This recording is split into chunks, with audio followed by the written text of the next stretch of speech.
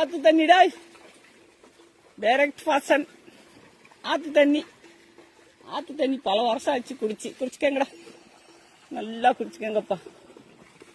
டாய் என்ன ஒன்னு சொன்னா அப்புறம் ஒன்னா குடிக்க மாட்டீங்களே எப்படி? குடிச்சுக்க நல்லா குடிச்சுக்க. இன்னும் பயணம் உள்ளது.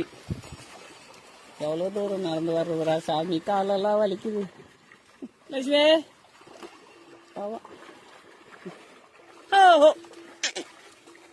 குடிச்சுக்கங்கடா, போவோம்.